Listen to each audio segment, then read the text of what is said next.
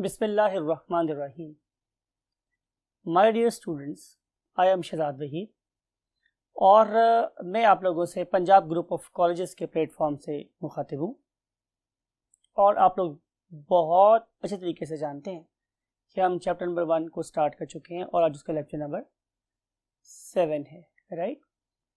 और last lecture में आपको याद होगा कि हम लोगों ने आपसे services of biology to the mankind पे डिस्कशन स्टार्ट की थी।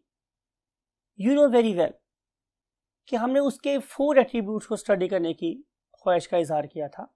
Number 1 was food and number 2 was clothing, right. और हमने कहा था कि डिफरेंट किस्म के जो हमारे कॉटन वेयर्स हैं वो हमें हमारी फसलों से हासिल हो रहे होते हैं। तो हम लोगों ने फसलों से एसोसिएटेड जितनी बातें थी वो सारी की सारी प्रीवियस लेक्चर में हम लोगों ने कर ली थी। Now we want to move to the role of biology in health. So let's move to the whiteboard. Yes, my dears, biology, and we have discussed the role of food and clothing and shelter, and now we want to move to the role of health. और health के जहाँ तक ताल्लुक है तो you know very well कि हम इस पे बीमारियों के बारे में बात करेंगे। एक बहुत मशहूर मकूला आपने सुन रखा है कि prevention is better than cure, यानी कि एहतियात इलाज से बेहतर है। तो हमारी सबसे पहली विश क्या है कि आप बीमार ही ना हो, राइट। और उसको हम लोग किस टॉपिक पे स्टडी करेंगे? प्रिवेंटिव मेजर में।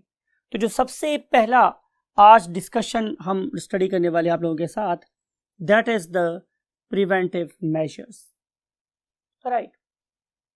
हम बीमारी को फैलने से कैसे रोक सकते हैं? तो इसका एक आसान सा वे स्टूडेंट्स ये हो सकता है कि मैं ये देखूं कि ये बीमारी फैलती कैसे। मीन टू से कि नंबर 1 इसका कॉजेटिव एजेंट कौन सा है, यानी कि ये कोई वायरल डिसऑर्डर है या ये बैक्टीरियल डिसऑर्डर है या इसका ताल्लुक किसी और पॉजिटिव एजेंट के ग्रुप से हो सकता है, जैसे कि अमीबा वगैरह, जैसे कि जिसकी वजह से आप लोगों को डायसेंट्री हो रही होती है, तो be to say very first step is to know the name of the positive agent क्या है।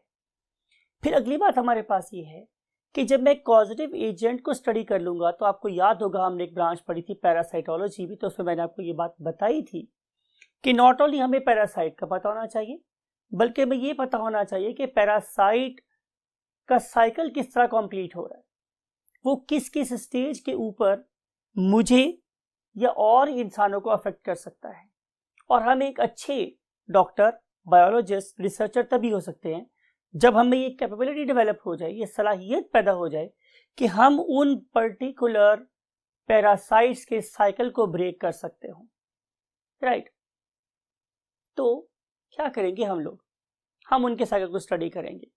स्टडी करने के बाद देखेंगे कि ये एक ऑर्गेनिज्म से दूसरे ऑर्गेनिज्म में कैसे जा रहा है, राइट।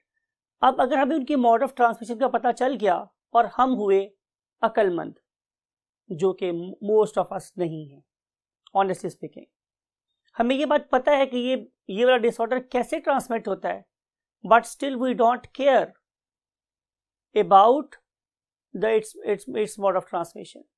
हम बहुत सेल्फिश हो जाते हैं। इसकी मैं आपको मिसाल ये देता हूँ कि मुझे ये बात पता है कि जब मुझे नज़ला और ज़ुकाम होगा तो जब भी मैं स्नीजिंग करूँगा तो आई विल एयरबॉर्न, मैं हवा में शामिल कर दूंगा बहुत से वायरसेस को। तो जब यही वाले वायरसेस बीइंग पैरासाइट दूसरे ऑर्गेनिज्म की बॉडी में जाएंगे तो जाहिर है वो भी क्या हो जाएगा, अफेक्टेड हो जाएगा।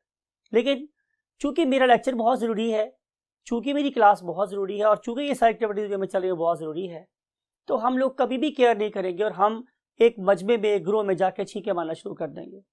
हमें इस बात का एहसास ही नहीं हो रहा कि मेरी से छींक की वजह से डिजीज की 1000 लोगों में ट्रांसमिट हो सकती है। But if we are wise enough तो हम बहुत सी बीमारियों को सिर्फ और सिर्फ ट्रांसमिशन कंट्रोल करके कंट्रोल कर सकते हैं। बातों को मेरी समझ आ रही है ना? तो वी शुड डू साइकिल क्या है, एक वायरस, एक बैक्टीरिया कैसे ट्रांसमिट हो रहा है, और अगर मुझे उसकी ट्रांसमिशन का वे पता चल जाए तो मैं उसे कैसे ब्रेक कर सकता हूँ। आप लोगों की बुक में 2 एग्जाम्पल्स दी गई हैं, उनमें से एक का नाम है एड्स, दूसरे का नाम है हेपेटाइटिस वायरस। अगर आप लोग एड्स वायरस की बात करें तो एड्स का जो वायरस है वो डिफरेंट वे से ट्रांसमिट हो सकता है। मिसाल के तौर पे अगर एक ऑर्गेनिज्म जो एड्स का शिकार है उसकी यूज की हुई सिरिंज मैं किसी हेल्दी पर्सन में यूज कर दूं, खुदा ना खास्ता, क्या हम इतने स्टूपिड हों, राइट? लेकिन अगर मैं एक कंटेमिनेटेड पर्सन की सिरिंज हेल्दी पर्सन में यूज करूंगा तो फिर वो हेल्दी पर्सन भी एड्स का शिकार हो जाएगा। सिमिलरली अगर एक पर्सन एक बार्बर के पास जाता है और वो उसका ब्लेड या रेजर यूज करता है जो कि कंटेमिनेटेड है और उसी रेजर को वो यूज कर रहा है ऑन द हेल्दी पर्सन, खुदा ना खास्ता वो इस ब्लड के कांटेक्ट में आ जाता है, तो डेफिनेटली बार्बर के थ्रू भी ये वाला वायरस ट्रांसमिट हो सकता है। जो हमारे डेंटिस्ट हैं उनको बहुत गौर से ये काम करना चाहिए कि whether patient is suffering from AIDS और नॉट, बिकॉज के once their tools are contaminated with this HIV, so they can be a source of contamination to thousands of other people. Same is the case of hepatitis. Hepatitis में भी हमें ये वाला काम करना है। बहुत सी डिजीज ऐसी होती हैं जो ब्लड के थ्रू फैल रही होती हैं, बहुत सी डिजीज ऐसी भी हैं कि जो थ्रू सेक्सुअल कांटेक्ट फैल रही। तो अगर ऐसी कोई डिजीज है जैसे कि एड्स, तो उस टाइप पे जाहिर है हम लोगों को सेक्सुअल कांटेक्ट को अवॉइड करना चाहिए। अगर कोई चीज फैल रही है कहाँ से, ब्लड के थ्रू, तो जितने भी ब्लड डिपार्टमेंट से एसोसिएटेड लोग हैं they should avoid direct contact with the blood, because कि वो कभी भी उनकी जान ले सकता है। तो ये सारे के सारे प्रिवेंटिव मेजर्स हैं जो हम लोग ले सकते हैं टू ब्रेक द साइकिल। इसके अलावा एक और चीज़ बड़ी इंपॉर्टेंट है, वो क्या है कि हम पब्लिक अवेयरनेस दें, और पब्लिक अवेयरनेस देने का डिफरेंट मीडिया यूज हो सकते हैं। For example electronic media use हो सकता है, प्रिंट मीडिया यूज हो सकता है, अखबारों में हम इश्तहारात दे सकते हैं, हम लोग बिलबोर्ड्स लगा सकते हैं, हम लोग सिंपल बैनर्स लगा सकते हैं लोगों को किसी चीज़ से अवेयरनेस देने के लिए। इसकी बेस्ट एग्जांपल हमारे इसी चीफ मिनिस्टर के दौर में डेंगू का अटैक हुआ और बहुत इफेक्टिवली उसको मीडिया के थ्रू और दूसरे लोगों को अवेयरनेस दे के कंट्रोल किया गया। सो हम बहुत से तरीके से चीज़ों को कंट्रोल कर सकते हैं by using a little awareness. और अवेयरनेस देने का जो बेस्ट सोर्स है वो क्या है, ज़ाहिर media, print media, cable, electronic media, that. तो इन सारी चीज़ों को हम किस ज़मरे में प्लेस करते हैं, definitely in the terms of what preventive measures. My dear students, हमारी पहली ख्वाहिश क्या है? हमारी पहली ख्वाहिश है कि इंसानियत बीमार ही ना हो, और इस पर्पज़ के लिए हम एक काम और भी कर रहे होते हैं, और वो काम क्या होता है? वैक्सीनेशन। पहले वाले केस में हमने सिर्फ और सिर्फ प्रिवेंटिव मेजर्स लिए थे, लेकिन कोई मेडिसिन यूज़ नहीं की थी। लेकिन सेकेंड स्टेप में हम एक मेडिसिन के थ्रू प्रिवेंटिव मेजर ले रहे हैं। It is also preventive measure. Keep this thing in your mind. Vaccine is not a medicine, it is a preventive tool, right? तो वैक्सीनेशन में आप लोगों को पहले ये बात पता नहीं चाहिए कि हम किन किन डिजीजेस को वैक्सीनेट कर सकते हैं। तो मोस्ट प्रोबेबली हम लोग वायरल डिसऑर्डर को वैक्सीनेशन के थ्रू कंट्रोल कर सकते हैं। इसका मतलब हरगिज़ ये नहीं है कि बैक्टीरियल डिसऑर्डर कंट्रोल नहीं हो सकते। फॉर एग्जाम्पल मीजल्स है, मम्स है, स्मॉल पॉक्स है, चिकन पॉक्स है, राइट?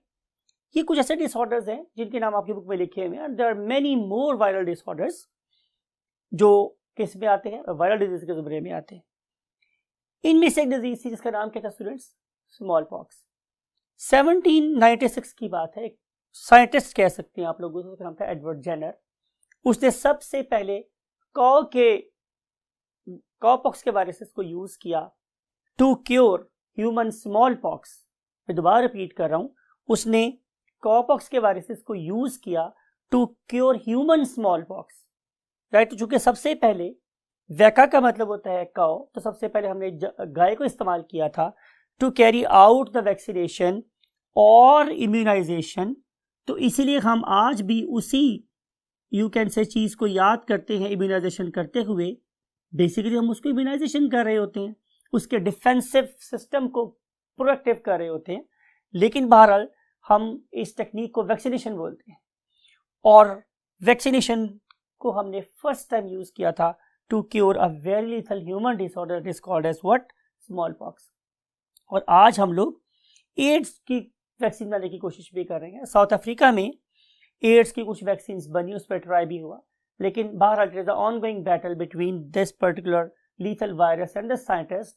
ये वायरस कॉन्टिन्यूसली अपने आप को रिशफल, अपने DNA को रिशफल करता रहता है, अपने आप को मॉडिफाई करता रहता है, और जो हम लोग हैं वो कोशिश ये कर रहे हैं उसके अगेंस्ट को सक्सेसफुल क्या बना ले, वैक्सीन बना ले, राइट। तो बहाल ये काम चल रहा है।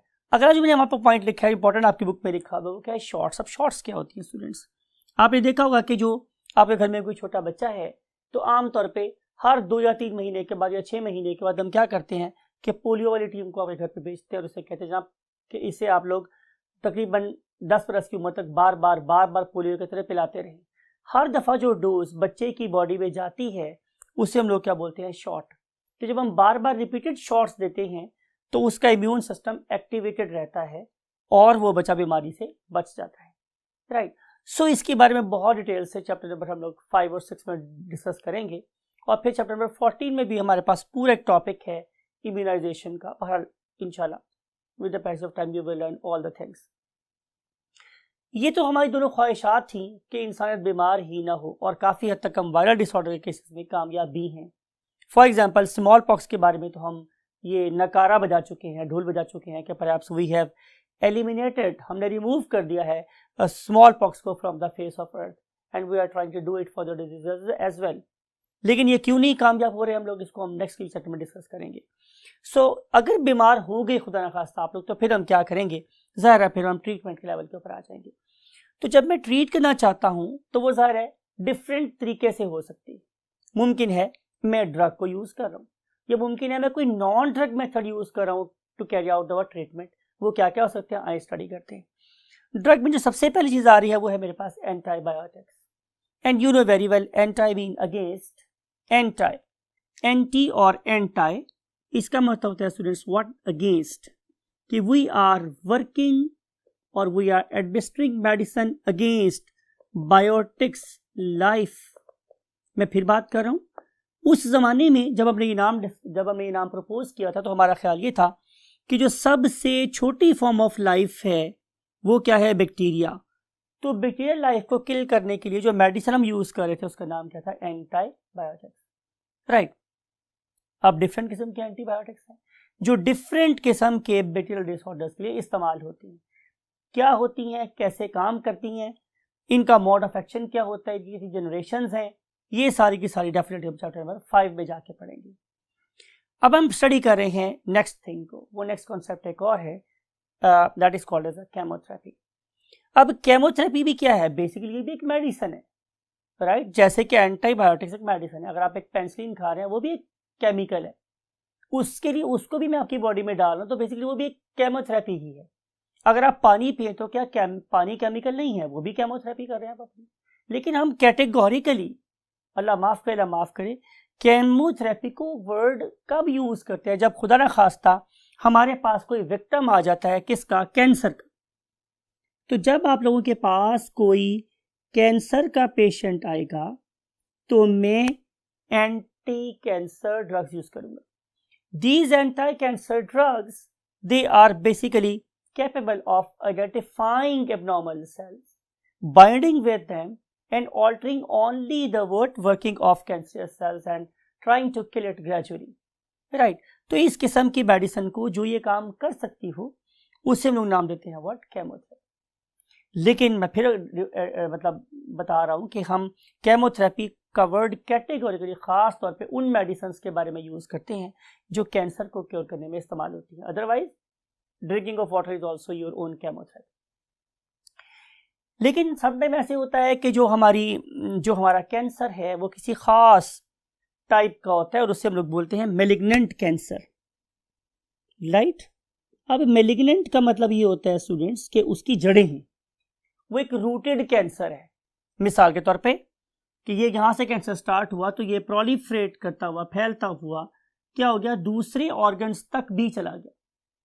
अगर मेरे पास ऐसा हुआ तो फिर सिर्फ और सिर्फ फॉर एग्जांपल मैं इसको यहाँ ये सारा रिमूव कर देता हूँ, कैंसर को बॉडी में से ये सारा मैंने रिमूव कर दिया, लेकिन अगर इसका ये छोटा सा पीस भी दरमियान में रह गया तो फिर it is equally potent, mean उसमें बिल्कुल पूरी सलाहियत मौजूद है कि वो दोबारा से प्रोलिफरेट हो सकता है, दोबारा से फैल सकता है। तो हम क्या कर रहे होते हैं कि तो हमने सर्जिकल यू कैन से मैनिपुलेशन की, उसकी सर्जरी कर दी, उसको हमने ऑपरेट कर दिया, उसको वहाँ से निकाल दिया। दूसरा हम काम क्या कर रहे होते हैं साथ साथ कि हमें ये डाउट भी होता है कि खुदा न खासा कहीं छोटी मोटी जड़ जो है वो बाकी न रह गई हो, तो फिर हम लोग उस ऑर्गेनिज्म की रेडियोथेरेपी भी करते हैं। इसका मतलब ये नहीं है कि मुझे रेडियो सुनाते हैं, इसका मतलब ये है कि मुझे रेडिएशन लगाते हैं। तो जब मैं उसको रेडिएशंस लगाऊंगा तो इस पर्टिकुलर सेल के किल हो जाने का चांस क्या हो जाएगा, बढ़ जाएगा, और इस ऑर्गेनिज्म की लाइफ प्रोलॉन्ग होने का चांस भी उतना ही बढ़ जाएगा, राइट। तो ये दो टेक्निक्स हैं, one of them is called as chemotherapy, other one is called as radiotherapy, जिसके जरिए से हम कैंसर को क्योर कर सकते हैं। Then we move to the next thing. Sometime ऐसा भी होता है स्टूडेंट्स के हम एक जनरेशन की, एक नस्ल की स्टडी कर रहे होते हैं, नस्ल दर नस्ल। फॉर एग्जांपल दादा परदादा हैं, फिर दादा, फिर फादर, और फिर फॉर एग्जांपल बच्चा। It is called as pedigree, इसे हम पेडिग्री बोलते हैं। So once I am doing pedigree analysis, तो मुझे ये पता चल रहा है कि इस फैमिली में मिसाल के तौर पर ब्लड प्रेशर का डिसऑर्डर साथ साथ चल रहा है, या शुगर का मर्ज साथ साथ चल रहा है, या फॉर एग्जांपल कि इनकी फैमिली में कैंसर जो है वो generation after generation pass on हो रहा है। तो मैं क्या कर सकता हूँ, how I can serve this family. मैं ये कर सकता हूँ कि मैं आइडेंटिफाई करूँ कि इसमें किस किस्म का कैंसर है। कैंसर भी किसी जीन की एब्नॉर्मलिटी की वजह से हो सकता है, ब्लड प्रेशर किसी जीन की एब्नॉर्मलिटी की वजह से हो सकता है, शुगर एब्नॉर्मलिटी ऑफ जीन की वजह से हो सकती है। तो मैं क्या करूं कि मैं उस पर्टिकुलर ऑर्गेनिज्म की बॉडी में से एब्नॉर्मल जीन को एक्साइज कर दूं, निकाल दूं, रिमूव कर दूं, और उसकी जगह पे मैं एक नॉर्मल जीन इंसर्ट कर दूं, राइट। अगर मैं ये करने में कामयाब हो जाऊं तो फिर वो डिसऑर्डर जो नस्ल दर नस्ल उनकी फैमिली में चल रहा था वो इस नस्ल से आगे खत्म हो जाएगा। तो hence we can cure many gene oriented disorders using this very technology known as a gene therapy. अब अगर मैं इन सारी की सारी चीजों को आपस में मिला लूं, किस लिए? Just to serve human being. मेरी ख्वाहिश क्या है, आरजू ये है किसी आंख में कोई आंसू न रहे, आरजू ये है किसी आंख में कोई आंसू न रहे, इलाही मेरे हाथ में कोई ऐसा टूल दे दे। मेरी ख्वाहिश यही है कि इस दुखी इंसानियत के लिए चाहे मुझे एंटीबायोटिक यूज करनी पड़े, चाहे मुझे केमोथेरेपी यूज करनी पड़े, चाहे मुझे रेडियोथेरेपी यूज करनी पड़े, चाहे मुझे जीन थेरेपी यूज करे, I want to integrate my all efforts, IDM। मैं इंटीग्रेट करना चाहता हूँ, मैं अपनी सारी एफर्ट्स को इकट्ठा कर लेना चाहता हूँ, और इकट्ठा करने के बाद मैं डिजीजेस को मैनेज करना चाहता हूँ। जैसे मैंने बोला कि आरजू ये है कि इस आंख में कोई आंसू ना रहे, और हमारी ख्वाहिश यही है कि हम किसी तरीके से इस दुखी इंसानियत की खिदमत करके उसको दुखों से आज़ाद कर सकते हैं। So using all techniques together to overcome the problems of the humanity, we name it as IDM. You have read this thing in previous lecture. We call it as integrated disease management. Whatever the disease may be, we combine our all efforts to overcome the disease. Now we want to move to the next concept. And next concept is cloning. अब cloning भी उसी ख्वाहिश का एक extended version है। ख्वाहिश क्या थी मेरे पास कि अगर किसी ऑर्गेनिज्म की डेथ किसी एक ऑर्गन की खराबी की वजह से हो रही है तो क्या मैं उससे वो ऑर्गन दे सकता हूँ, या अगर किसी ऑर्गेनिज्म के यहाँ नॉर्मल वे से औलाद प्रोड्यूस नहीं हो रही तो क्या हम उसे औलाद दे सकते हैं? क्या ऐसा पॉसिबल है कि मैं एक ऑर्गेनिज्म जैसा एक ऑर्गेनिज्म प्रोड्यूस कर सकूं? तो इन सारे सवालों का जवाब हम लोगों को कहाँ से नजर आता था? क्लोनिंग से आता था। अब क्लोनिंग बेसिकली है क्या? यू नो वेरी वेल, आप ग्रेड 9 में पढ़ के आए होंगे कि मैंने दो आइडेंटिकल इंडिविजुअल बनाने से एक ये सर शहजाद है, क्या एक बिल्कुल डिट्टो कॉपी सर शहजाद की ओर पैदा हो सकती है? तो आंसर इज यस। अगर मैं ऐसा करने में कामयाब हो जाऊं तो वो जो साथ मेरे बंदा खड़ा होगा that would be my clone, वो मेरा क्लोन होगा। और अगर आप हैं, अगर मैं आप जैसा एक ऑर्गेनिज्म डिट्टो प्रोड्यूस कर लूं 100% सेम, तो इसका मतलब है वो आप लोगों का क्लोन होगा, और हम ऐसा कर सकते हैं। इसको समझाने की भी मिसाल दे रहा हूँ, it is not applicable, I know this thing, कि मिसाल के तौर पे मैंने एक ऐसा बॉडी का पार्ट लिया जिसका ताल्लुक सेक्सुअल रिप्रोडक्शन से नहीं है। फॉर एग्जाम्पल मैंने ईयर ले लिया, मैंने नोज ले लिया, मैंने टंग ले ली, मैंने कोई स्किन का सेल ले लिया। उस पर्टिकुलर सेल से अगर मैंने एक ऑर्गेनिज्म क्रिएट किया तो डेफिनेटली उसमें कोई मियोसिस नहीं हुई, उसमें कोई म्यूटेशन नहीं हुई, उसमें कोई जेनेटिक रिशफलिंग नहीं हुई, तो ये वाला सेल या इससे प्रोड्यूस होने वाला इंडिविजुअल एग्जैक्टली 100% मेरी कॉपी होगा। तो इसलिए मैं बोल रहा हूँ कि cloning is basically asexual method of propagation. ये ऑर्गेनिज्म के नंबर बढ़ाने का एक सेक्सुअल मेथड है, और उस एसेक्सुअल मेथड को हम ये भी देख सकते हैं कि cloning is a method of asexual reproduction. Method of asexual reproduction producing identical individuals. Identical का मतलब है बिल्कुल एक जैसे, राइट। कहाँ होती है ये? क्या क्लोनिंग दुनिया में कहीं हो रही है? तो मोस्ट ऑफ द प्लांट्स में तो हम ये क्लोनिंग करवा सकते हैं। मिसाल के तौर पे आपके पास एक रोज का प्लांट था, आपने उसके स्टेम के 3 पीस किए और उनको 3 कलमे बना के जमीन में लगा दिया।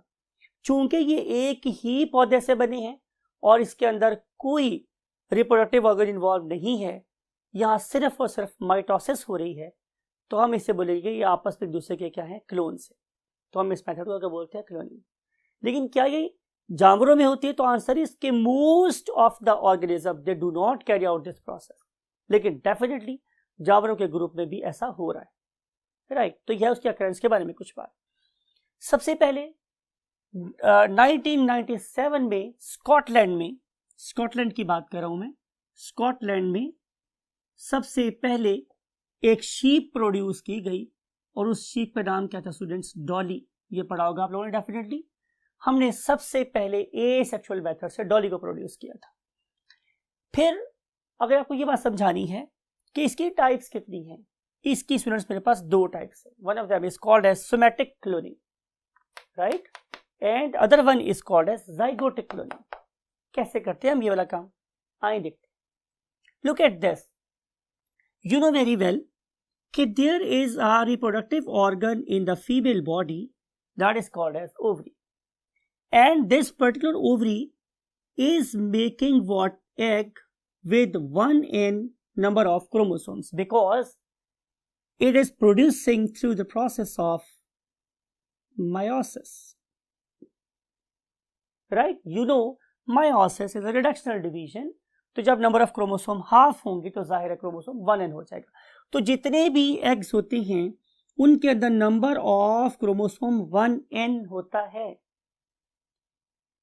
ये वाला सेल कब डिवाइड करता है, जब इसके अंदर एक स्पर्म पेनिट्रेट करेगा, राइट। जरा बात को गौर से सुनिएगा। इस स्पर्म के अंदर जो न्यूक्लियस है उसमें नंबर ऑफ क्रोमोसोम भी कितने हैं, 1n। एग में नंबर ऑफ क्रोमोसोम कितने हैं, 1n। जब एग का 1n स्पर्म के 1n से मिलेगा तो यहां पे एग में नंबर ऑफ क्रोमोसोम हो जाएंगे कितने, 2n। और जब नंबर ऑफ क्रोमोसोम्स 2n हो जाएं, राइट, तो हम इसे क्या नाम देते हैं, जाइगोट। इंपॉर्टेंट बात है ये, हम इसे क्या नाम देते हैं, जाइगोट, राइट। इसका मतलब ये हुआ कि अब ये सेल डिवाइड करना शुरू कर देता है। अगर मैं ऐसा करने में कामयाब हो जाऊं कि इसमें नंबर ऑफ क्रोमोसोम 2n कर दूं किसी तरीके से विदाउट इंसर्टिंग स्पर्म, तो ये वाला एग भी वैसे ही डिवाइड करना शुरू करेगा या नई लाइफ की फाउंडेशन रख देगा जैसे एक नॉर्मल जाइगोट कर रहा होता है। हमने ऐसा ही किया। हम लोगों ने एक शीप की ओवरी ली, उस ओवरी में जाहिर है क्या हुई थी स्टूडेंट्स, मायोसिस, और उसके रिजल्ट में इस पर्टिकुलर एग में नंबर ऑफ क्रोमोसोम कितने थे, 1n। टर्निंग पॉइंट है, प्लीज बी अटेंटिव, गौर से सुनिएगा मैं क्या बात कर रहा हूं कि यहां पे नंबर ऑफ क्रोमोसोम कितने हैं, 1n। अब मैं करने के लगा हूं कि मैंने उस पर्टिकुलर शीप के मिल्क ग्लैंड में से क्या लिया, मैंने एक सोमैटिक सेल, सोमा का मतलब होता है बॉडी का सेल, बॉडी के सेल से मुराद ये है कि वहां पे नंबर ऑफ क्रोमोसोम कितनी हैं, 2n। मैंने उसके मिल्क ग्लैंड में से एक सेल निकाला, उस सेल में जो नंबर ऑफ क्रोमोसोम थे वो कितने थे, 2n। बात को जरा गौर से देखिएगा स्टूडेंट्स, मैं क्या कर रहा हूं, मैंने 1n क्रोमोसोम को यहां से निकाल दिया, 1n क्रोमोसोम वाले न्यूक्लियस को यहां से निकाल दिया और यहां पे सोमैटिक सेल में से न्यूक्लियस लेके डाल दिया। यू नो वेरी वेल कि सोमैटिक सेल माइटोसिस से बनता है और जब वो माइटोसिस से बनेगा तो नंबर ऑफ क्रोमोसोम कितने होंगे, 2n, राइट। अब इस पर्टिकुलर एग में जो नंबर ऑफ क्रोमोसोम हो जाएंगे वो क्या हो जाएंगे, 2n। तो मैंने आपसे क्या बोला था कि जो ही नंबर ऑफ क्रोमोसोम 2n होंगे तो ये वाला सेल मीन ये वाला एग बिहेव करेगा as zygote and it will undergo the process of you can say development, और जब डेवलपमेंट के प्रोसेस से गुजरेगा तो इससे एक नया ऑर्गेनिज्म क्रिएट होगा। चूंकि ये मैंने शीप की बात कर रहा था तो जाहिर है इससे जो ऑर्गेनिज्म क्रिएट होगा वो भी क्या होगी, जाहिर है शीप होगी। अब जरा बात को गौर से सुनिएगा, ये वाली शीप रिप्रोडक्टिव सेल से नहीं बनी, मींस गैमेट से नहीं बनी, ये तो बनी है एक नॉर्मल न्यूक्लियस से जिसमें क्या हुई थी, माइटोसिस, क्या नहीं हुई थी, मियोसिस। जेनेटिक रिशफलिंग नहीं हुई, जेनेटिक मॉडिफिकेशन नहीं हुई। तो चूंकि इसमें कोई भी चीज नहीं आई तो जो शीप अब प्रोड्यूस होगी वो वाली शीप 100% किस तरह की होगी, इस जैसी, राइट। जिसके मिल्क ग्लैंड में से मैंने ये सेल लिया था ये बिल्कुल अपनी उसी शीप जैसी होगी, डिट्टो कॉपी। तो ये दोनों आपस में क्या कहलाएंगी, क्लोन। आखिरी दफा रिपीट कर रहा हूं, जिस पर्टिकुलर शीप के मिल्क ग्लैंड में से मैंने ये सेल लिया था और ये वाली शीप, चूंकि दोनों का डीएनए बिल्कुल एक जैसा है तो ये दोनों आपस में क्या कहलाएंगी, क्लोन्स, राइट। अब इसमें यूज हुआ सोमैटिक सेल, प्रोसेस कहलाया सोमैटिक क्लोनिंग। लेकिन एक और मेथड भी है, उसे हम बोलते हैं जाइगोटिक क्लोनिंग। वो हम कैसे करते हैं, वो बहुत आसान सी बात है। Look at this now, you know very well कि जब एक स्पर्म किससे मिलता है, एग से, जब एक स्पर्म किससे मिला, एग से, तो इनके मिलने से क्या बन गया, मैंने अभी बोला था आप लोगों के लिए, वेरी गुड, जाइगोट बन गया, राइट। ये मेरे पास जाइगोट बन गया। अब मैं करूंगा क्या कि मैं इस पर्टिकुलर जाइगोट को डिवाइड करवाऊंगा, कितने सेल्स में, 2 सेल्स में। अब ये 2 सेल्स किस तरह से डिवाइड हुए हैं, by means of mitosis, right. यानी कि अगर इस जाइगोट में नंबर ऑफ क्रोमोसोम 2n थे तो इससे प्रोड्यूस होने वाले ये वाले 2 सेल में नंबर ऑफ क्रोमोसोम भी क्या होंगे, 2n और 2n। फर्ज कर लेते हैं कि जब ये वाले 2 सेल डिवाइड हुए, राइट, तो मैंने इनको दोबारा सेपरेट कर दिया, फॉर एग्जांपल इस तरह से। अब ये 2 सेल बन गए, चूंकि माइटोसिस हो रही है तो यहां नंबर ऑफ क्रोमोसोम भी क्या होंगे, 2n, और यहां भी क्या होंगे, 2n। Same is a case here, यहां भी 2n होंगे और यहां भी क्या होंगे, 2n होंगे। यानी कि मैं जाइगोट को इंटैक्ट नहीं रहने देता, यानी कि जाइगोट के सेल्स को जुड़ा नहीं रहने देता, बल्कि मैं सेल्स को सेपरेट कर देता हूं जब भी वो 2 होते। मतलब ये हुआ कि एक जाइगोट से पहले 2 सेल बने, फिर 2 से 4 सेल बने, फिर 4 से फॉर एग्जाम्पल 8 सेल बने, और 8 से फॉर एग्जाम्पल 16 सेल बन गए, राइट। तो बड़ी आसानी से मैं सिंपल इस एक जाइगोट से 16 जाइगोट बनवा सकता हूं, 16 जाइगोट। तो एक वक्त में मैं एक जाइगोट से बड़ी आसानी से 16 इंडिविजुअल बना सकता हूं। मीन टू से कि ये जाइगोट से बनने वाले आइडेंटिकल्स हैं, जाइगोट से बनने वाले क्या हैं, क्लोन्स हैं। अगर आप देख रहे हैं कि 2 बॉयज प्रोड्यूस हो गई जगह पर ट्विंस मीन्स, या 2 गर्ल्स प्रोड्यूस हो रही हैं ट्विंस, और दोनों बिल्कुल एक जैसे हैं, तो वहां पे भी यही प्रोसेस हुआ था कि एक जाइगोट स्प्लिट हो गया था इनटू 2 सेल्स, और उस पर्टिकुलर 2 सेल से फिर बिल्कुल 2 डिफरेंट इंडिविजुअल्स क्रिएट हुए जो आपस में क्या कहलाते हैं, आइडेंटिकल ट्विंस, राइट। तो यहां पे यही बात हो रही है स्टूडेंट्स कि अगर मैं एक जाइगोट को डिवाइड कर रहा हूँ इंटू 16 इंडिविजुअल, तो चूंकि वो सारे के सारे एक ही जाइगोट से बने हुए हैं तो आपस में क्या कहलाएंगे, क्लोन्स कहलाएंगे, और इसे हम बोलते हैं जाइगोटिक क्लोनिंग। सवाल ये है कि इस पर्टिकुलर मेथड को यूज करने का या इस पर्टिकुलर मेथड को यूज करने का एडवांटेज या एप्लीकेशन क्या है, तो आंसर है कि आप लोगों के पास डिफरेंट किस्म के प्राइज एनिमल्स होते हैं। प्राइज एनिमल्स मींस कि उनकी जो कैरेक्टरिस्टिक्स होती हैं वो बड़े यूनिक हैं। For example, they can grow to very large organism, they can win many races like horses in case of horses, or in the terms of you can say bulls होते हैं, prize bulls होते हैं for example. तो इन particular unique animals को reproduce करवाने के लिए हम लोग ये वाला काम कर रहे होते हैं, to conserve their genes in the gene bank. So this is all from this lecture. I hope कि आप लोगों ने बहुत डिटेल के साथ इन सारी एप्लीकेशंस को अंडरस्टैंड किया होगा कि हम किस तरीके से इंसानियत की हेल्प कर रहे हैं या करना चाहते हैं। क्लोनिंग के अंदर भी जो हमारा बेसिक एम था वो यही था कि अगर मेरे पास एक इंडिविजुअल है जो बहुत वर्दी है और वो किसी एक ऑर्गन के खराब होने की वजह से मर रहा है, तो मैं उस ऑर्गेनिज्म को उसके क्लोन में से निकालूं और इसकी बॉडी में डाल दूं। मिसाल के तौर पे एक बड़ी चीज एग्जाम्पल आपको दे रहा हूँ, एक पर्सन, एक साइंटिस्ट, एक बहुत यूनिक पर्सन डाई हो रहा है, मर रहा है due to hepatitis C for example. तो मैं क्या कर सकता हूँ, मैं हेपेटाइटिस तो मैं लिवर ट्रांसप्लांट कर सकता हूँ। आपको पता है कि मैं लिवर का जस्ट 1/6 पार्ट भी, 1/6 हिस्सा भी ग्राफ्ट कर दूं तो उस डोनर को 1/6 लॉस होने का कोई नुकसान नहीं है, लेकिन 1/6 लिवर लेके रेसिपिएंट जो जिसने लिवर का 1/6 पार्ट रिसीव किया है उसकी लाइफ जरूर बच सकती है।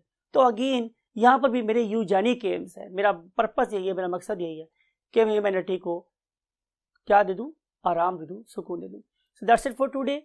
अपने लिए आसानियां तलाश कीजिए, अपने लोगों में आसानियां बांटिए, पर्टिकुलरली अपने ग्रेट पेरेंट्स का बहुत अदब कीजिए